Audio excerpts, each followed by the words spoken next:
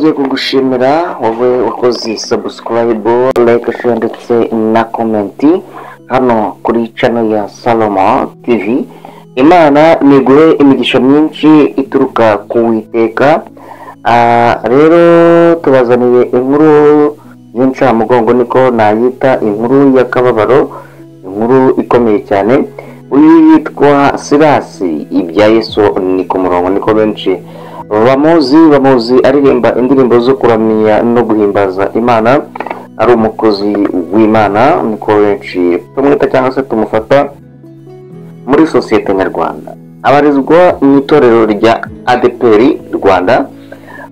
Rero hakaba hamaze igihe hacicikana inkuru z'uko uyu witwa Silas ibya Yesu ni ku murongo yaba yarateye umwana w'umukobwa wabaga iwe mu rugo w'umukozi ufite imyaka 17, yaramusambanyije amutera inda. Urumva rero ni inkuru idasanzwe.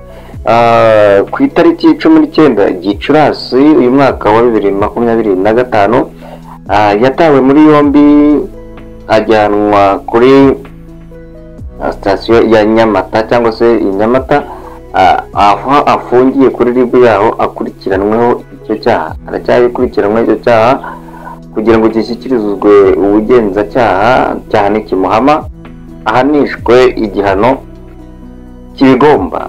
Ese wakwibaza ngo iyo nkuru koko yaba ariyo? Tega amatwi neza urabyumva mu kiganiro. Iyo nkuru rero niyo kuko ukurikije n'ibindi binyamakuru bigiye bibitangaza kandi bikomeye, wumva ko iyo nkuru ariyo. Ahubwo ndibaza ngo se koko isi irimo iragana hehe nimba ibi bintu bigenda biba gutya, ibintu bivugwa ku bakozi b'Imana? Ese koko ni ibintu utakumva, ntago wabyumva, ariko bibaho niko biri. Isi nyine nisakaye, umugani w'Abanyarwanda niyo uvuze ngo isi nisakaye nawe wanyagirwa. Uyu munsi ninjye, ejo ni wowe. Ahubwo ntidukwiye guseka umuntu kuko yagize ibibazo, ntidukwiye kuveba umuntu, wenda dukwiye kugaya, ariko nanone tukibaza ngo isi iragana he. Rero nkomeje gukurikirana nk'uko ibinyamakuru byagiye bitangaza ndetse n'ahandi bagiye bavuga ko uyu mugabo, izo nkuru zavuzwe cyane, ahubwo babiburizamo kuko n'umuryango w'uwo mukobwa uvuga ko ntacyo byari ngo bitwaye iyo yemera gufasha uwo mwana yateye inda, iyo yemera kumufasha akagira ibyo amufashamo mu byo bumvikanagaho. Ariko iyo yakomeje kubihakana yivuye inyuma avuga ngo reka barabeshya. None rero yajyanywe mu buyobozi bitewe n'iki? No guhakana no kudafasha uwo mwana.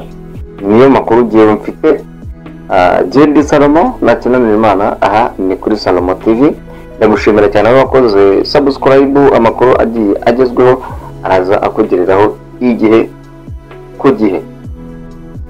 Hanyuma rero nk'uko nari nkomeje kubabwira, bimaze kugenda gutyo bahise bamujyana he mu buyobozi direct. Ubwo rero akaba yaratawe muri yombi ku izo tariki 19 Gicurasi uyu mwaka wa 2025. Abasenga musenge mu musengere, Imana imufashe, wenda nimba arengana arenganurwe, kandi nimba ari byo asaba imbabazi, wenda se agabanyirizwe ibihano. Kuko iyo icyaha kiguhamye muri leta cyangwa se muri RIB, bakimara kubona ko icyaha ari cyo koko, ntazindi imbabazi guhanwaho n'itegeko, gusa wemera icyaha ugabanyirizwa ibihano. Ese wakwibaza ngo Silas ibya Yesu ni ku murongo, asengera mu itorero rya ADEPR, ni umuririmbyi cyangwa se ni umuhanzi ku giti cye, afite urugo ubusanzwe. Yibaza ngo niba afite urugo ubundi iki ni igisubizo cyawe kihe? Wenda bayemera kumutwara, ariko ntabwo byakunda. Kuko nimba umuntu kompara nawe, umuntu ufite imyaka 50, niko batubwira hano ku kigereranyo gihari, n'umuntu w'imyaka 17, biridifaka cyane kabisa, bidifera. Abantu rero batoya, abantu bato b'abagabo cyangwa abantu bato akenshi ntakunze kugaragaza imyaka, kunze kuba ubona ari bato ariko banakuze. Iyo rero bivuga ko afite imyaka 50. Nawe basi umuntu w'imyaka 50 umwana w'imyaka 17 si ibibazo. Nawe shyira gira icyo uvuga muri comment yawe. Niba utuye mu Bugesera tubwire, ese koko uyu muntu izo nkuru zaba arizo, ese koko afite urugo mara abantu impungenge. Gusa njye amakuru mfite nuko urugo arufite. Rero urumva ko ni ibintu biba bitoroshye, ni ibibazo, ni ingorane. Urumva iyo nkuru ntabwo ari inkuru nziza wakabaye utangaza uri umukozi w'Imana cyangwa se uri umuntu nawe ukunda Imana, ariko nyine ni ngombwa ngo tuyigeze ku bantu, abantu bayimenye, nimba ari icyo bafasha umuntu bakimufasha. Ndagushimiye cyane rero ukomeje gukurikira hano kuri channel ya Salomo TV. Uri umuntu w'ingenzi cyane, Imana niguhe umugisha. Rero ayo makuru ntabwo ari ibivumbi, kuko ayo makuru arizewe. Ayo makuru abantu bagiye babona umukobwa agiye utambuka ku mbuga nkoranyambaga avuga ko atwitiye witwa Silas Ibyayesu ni ku murongo. Abantu babica amazi babona nkaho atari byo, ariko urumva nimba yatawe muri yombi bivuga ngo it's exactly iyo nkuru iremewe. Rero twashatse kubikora mu buryo bw'umutekano wacu kugira ngo tutagira uwo tubangamira. Ndagushimiye cyane rero ukomeje gukurikira news update hano kuri Salomo TV, amakuru agezweho, umuntu wizewe cyane. Hanyuma rero izo nkuru nuko zihagaze, ahubwo nanjye ndibaza ngo ese nyuma yabyo haracura iki, nyuma yabyo harabaho iki, ese nyuma yabyo hakurikiyeho iki? Ni Silas Ibyayesu ni ku murongo, no kumusengera nk'uko yavuze ngo ni ku murongo. Ukibaza ngo biraba ku murongo rero bagenda bava mu murimo w'Imana bakora ibintu bitemewe n'amategeko. Erega na Bibiliya n'ibyemera, kuko itorero rya ADEPR nyekereza ko ntabwo ryemera abagore barenze umwe. Ubwo rero babaye abarenze umwe abari inshoreke. Inshoreke rero ntabwo ubundi zemewe mu itorero rya ADEPR cyangwa se ku muntu w'umukozi w'Imana.